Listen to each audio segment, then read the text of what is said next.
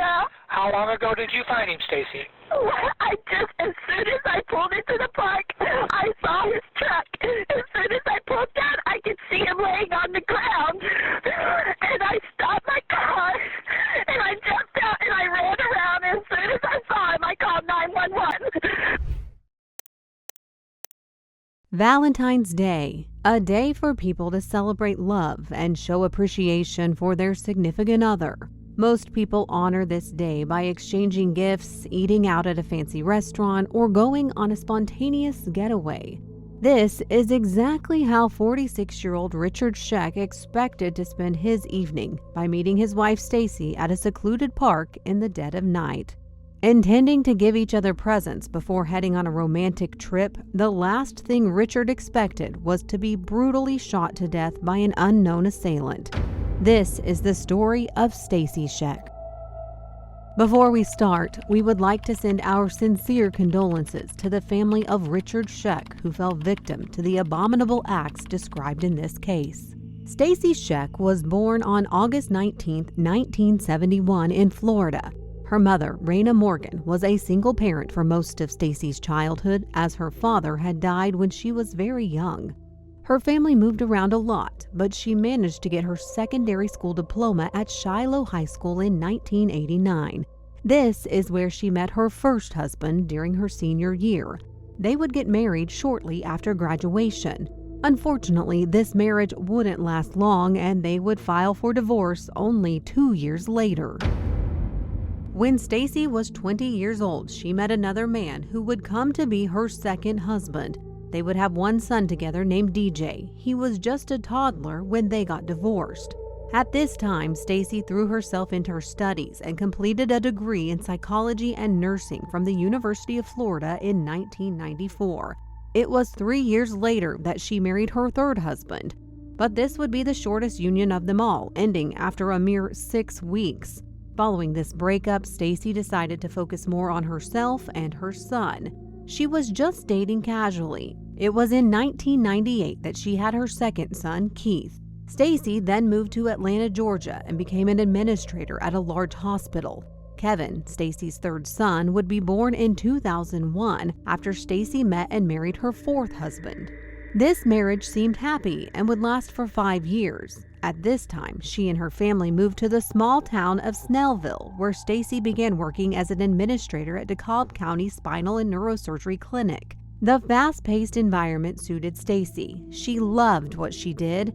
It was here that Stacey would meet a man that would become her fifth husband, Richard Schoeck.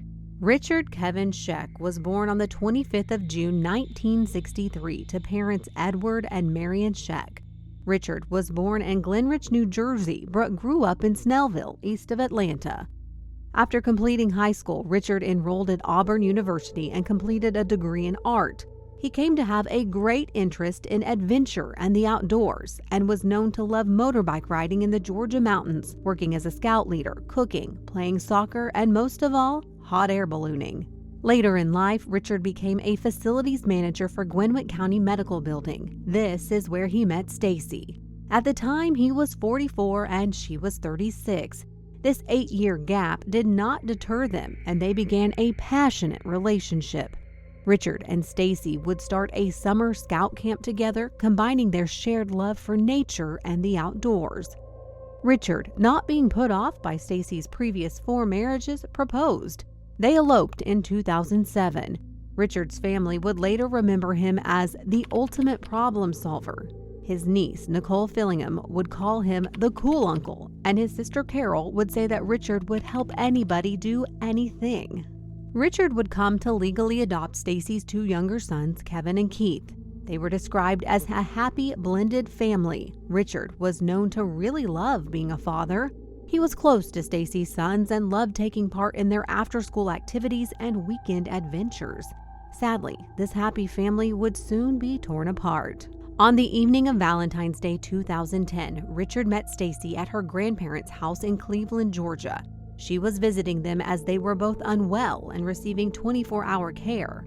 While waiting for the night nurse to arrive, Stacey told Richard to go ahead to Belton Park. That's where they had planned to meet to exchange Valentines before heading to the town of Lula for a romantic getaway. Belton Park is less like a park and more like a parking lot. It is located in Lula, Georgia. There is no playground, no street lamps, simply a boat ramp near the river and a sign detailing the opening and closing hours of the park. It is assumed that Richard saw a car entering the park, got out of his truck and walked toward it. He would then be shot 5 times, 3 times in the chest and abdomen, twice in the face, and once in the hand with a 9mm gun. Forensic pathologist Jeffrey Smith, who performed the autopsy on Richard's body, stated that it is likely that the 2 shots to his face came from close range and penetrated his brain and spinal cord. Stacey called Richard around 8:40 p.m., but he did not answer. She would arrive at Belton Park at 9 p.m. and upon discovering his body, would call 911. How long ago did you find him, Stacey? As soon as I pulled into the park, I saw his truck. As soon as I pulled down, I could see him laying on the ground. And I stopped my car, and I jumped out, and I ran around. As soon as I saw him, I called 911. Police saw this case as confusing from the start. One of the detectives who was assigned the case would state, "When Stacey found Richard, his truck was running. The driver's door was open. The headlights were on, so it appeared he had simply just pulled up and got out of his truck to approach the person who shot him, which was a compelling thing for us." Hall County Detective Lieutenant Dan Franklin stated that the shots that tore into Richard's body had been overkill and left a particularly gruesome crime scene. He would mention also that there were no signs that it had been a robbery. Richard was still wearing his watch and his wedding ring, items that a robber would likely have taken. Not only this, there was $40 in the console of his truck. The truck in itself was worth around $40,000. The only other piece of evidence that investigators could find, tire tracks, determined to have been left by Goodyear Integrity tires. It was difficult to narrow down the search with this evidence as these were popular tires at the time. Naturally, Stacey was taken back to the police station and interviewed. Told him that I needed help, that my husband was here and that something bad had happened and that he was dead, and he's, I could see the hole on his chin. Throughout the interrogation, Stacey was cooperative with police. It appeared she was devastated about Richard's death. At the end of questioning, Stacey spontaneously admitted that she was having an affair. It was in an offhanded way, as though she knew police were going to find out about it anyway. She was cheating on Richard with a man named Juan Reyes, who was actually her co-worker. This had allegedly been going on for 6 or 7 months. Stacey would state that she had a relationship with Juan 5 or so years prior, and that he had come back into her life around April of 2009 when he started working at the same clinic as her. When back in April, when Juan came back in, and I had told Richard, I said, I think I'm going to hire him to work. He needs the job. He needs to take care of his family. Richard's always known about Juan, known that Juan was a very good friend of mine. The questioning would end with the detective encouraging Stacey that they would solve the murder, but that if she had any other information that could assist in the case, to reveal it now. We're going to find out what happened to him, for sure. Okay? We'll find out. Okay. If there's anything that you know that you have not told us to this point, right now is the time that you got to tell me. Juan immediately became a key suspect in the investigation, with police believing that Richard's murder could have been the doing of a jealous boyfriend. Detectives arrived at Juan's house at 4 a.m. the morning of the 15th. Detective Franklin would state, "We knocked for a while. We knocked on windows. We walked around the house and never could get anybody to the door." Later that day, police found Juan working at the spine and neurosurgery clinic. They brought him into the station for questioning. Juan would freely admit to his affair with Stacey, but insisted he had nothing to do with Richard's murder.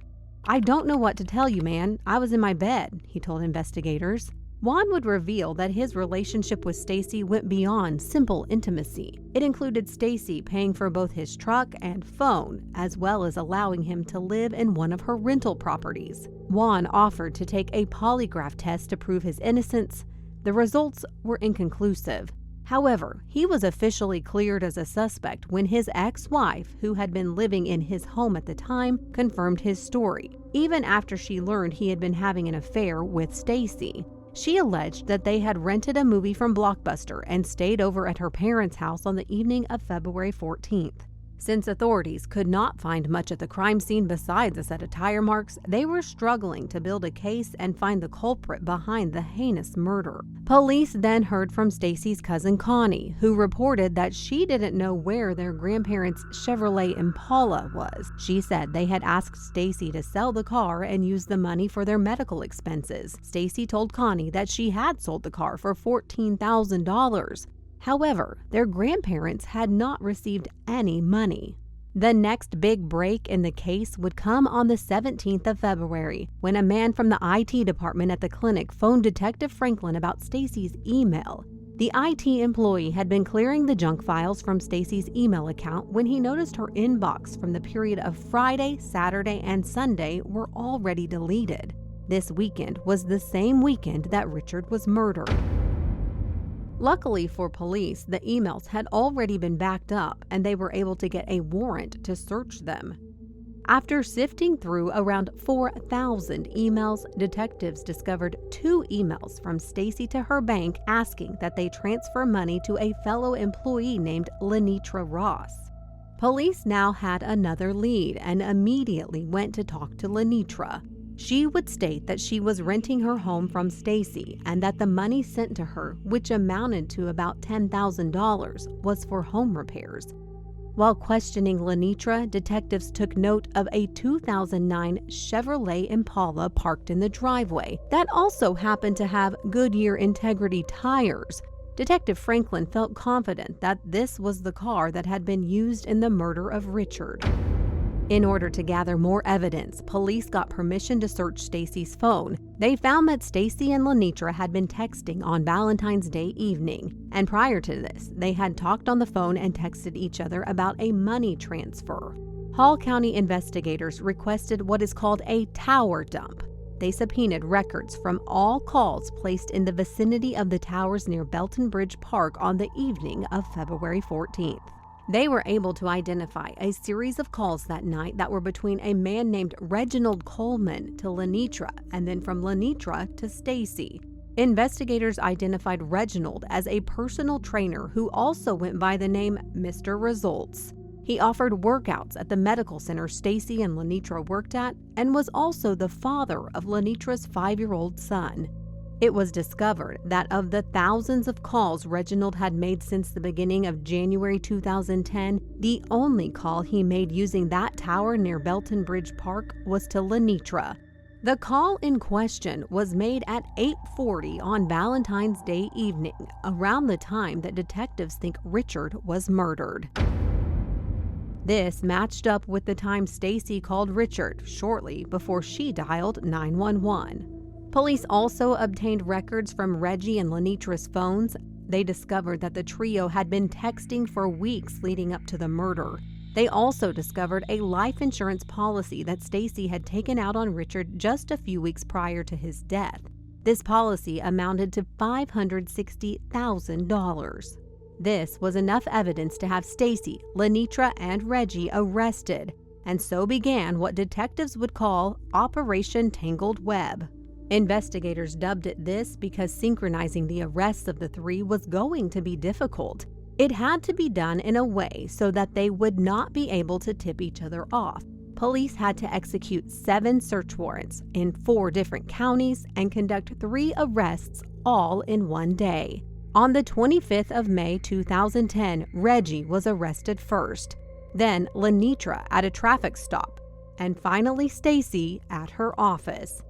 Someone had already tipped her off, so she had barricaded herself in a room that could only be opened by a key card. There was no way she could escape from there, and after a while, she surrendered.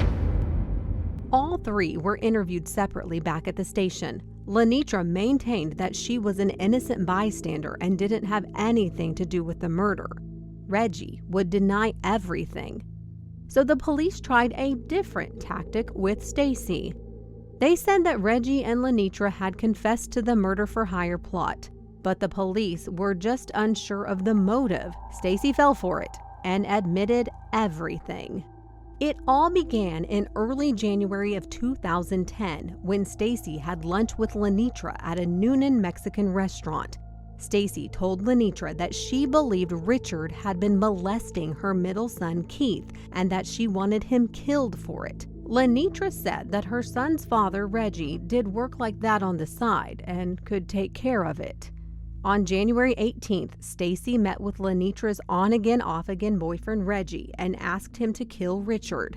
Lenitra would state that the killing should happen in a secluded area, and Stacey suggested Belton Bridge Park as it was close to her grandparents' house. Despite wanting her husband killed, Stacey didn't want him to suffer, so she asked Reggie to kill him with a single shot to the head. Reggie would then stage the scene to look like there had been a robbery, and Lenitra would text Stacey, "Happy Valentine's Day," when the hit had been successful. For payment, Reggie would receive $10,000 as well as Stacey's grandparents' Chevrolet. As Lenitra was the middleman, she would get the deed to the home on Devon Mill Road that she was renting from Stacey. Stacey would transfer $8,900 to Lenitra for her to give to Reggie. The remaining $1,100 would be sent on February 12th. In 1992, Reggie had been charged in Philadelphia with intent to distribute a controlled substance, resulting in him becoming a convicted felon, meaning he could not legally own a firearm. Stacey would take out $600 in cash for Reggie so he could illegally buy a gun to be used in the murder. On Valentine's Day evening, Stacey drove to Cleveland to visit her grandparents. Richard would meet her there and then head to Belton Bridge Park to wait for Stacey. Not long after he was gone, Stacey received a call from Lenitra to confirm the color of Richard's truck. 30 minutes later, she got a text reading, "I forgot to tell you, I'm coming in late for work tomorrow. By the way, happy Valentine's Day." Stacey called Richard's phone knowing he wouldn't pick up, and she then drove to Belton Bridge Park. Upon arriving, Stacey noticed that Reggie had not staged the scene like a robbery gone wrong. His valuables were still on him, and he had not been killed with a single shot to the head. Stacey would then hysterically call 911 at 9 p.m. In her interrogation, she would state that she drew the conclusion that Richard had molested Keith because he had been acting out and even shoplifted. Stacey would later reveal to a forensic therapist during her imprisonment that she had been sexually abused as a teenager. "I was just so fixated in my mind that Richard was doing something wrong that I said, I don't want the cops, I don't want a divorce, I want him dead." The murder suspects would be indicted on June 11th for malice murder. Lenitra's case would begin first in August of 2010. She would maintain that she was never involved in the killing. Lenitra's mother would give a character statement and described a woman who, when she was younger, took on 2 jobs to help her single mother pay the bills. A woman who would also help take care of her little brothers, as well as friends in school who needed a temporary place to stay. "She's a wonderful girl," her mother said. District attorneys would offer Lenitra a 20-year sentence if she was to testify against Reggie, but she turned it down. Her lawyer, Rodney Williams, would state, "The deal was simply not to take 20 years. The deal was also you have to send your baby's father to death. It's one thing to accept responsibility, but it was beyond her to testify against the father of her child in a death penalty case."